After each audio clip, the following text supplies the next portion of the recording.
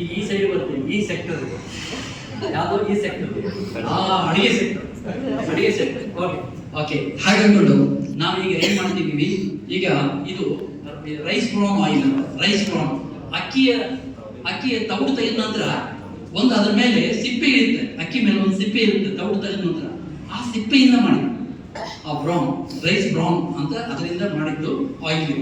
ಇದು ಇಷ್ಟು ಡಿಮ್ಯಾಂಡ್ ಇದೆ, ಹೈಲಿ ಇದಕ್ಕೆ ರೆಕಮೆಂಡ್ ಇದೆ, USFDA ಇದು ಸರ್ಟಿಫೈಡ್ ಆಗಿದೆ. ಆಮೇಲೆ ತುಂಬಾ ಆಯುರ್ವೇದಿಕ್ ಇದರಲ್ಲಿ ಸರ್ಟಿಫೈಡ್ ಆಗಿದೆ.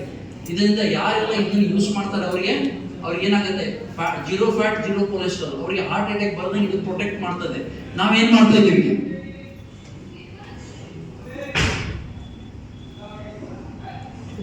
ಹಲೋ, ನಾವೇನ್ ಮಾಡ್ತಾ ಇದ್ದೀವಿ, ಈಗ ನಾವು ತರ್ತಾ ಇದ್ದೀವಿ ಎಣ್ಣೆ ತರ್ತಾ ಇದ್ದೀವಿ. ಈಗ ನಿಮಗೆ ಎರಡು ಎಣ್ಣೆ ಇದೆ, ಒಂದು ಕೋಲ್ಡ್ ಪ್ರೊಸೆಸ್ ಮತ್ತು ಹಾಟ್ ಪ್ರೊಸೆಸ್. ಕೋಲ್ಡ್ ಪ್ರೊಸೆಸ್ ಅಂದ್ರೆ ಏನು, ಗಾಣದ ಎಣ್ಣೆ ಏನು ಕೋಲ್ಡ್ ಪ್ರೊಸೆಸ್.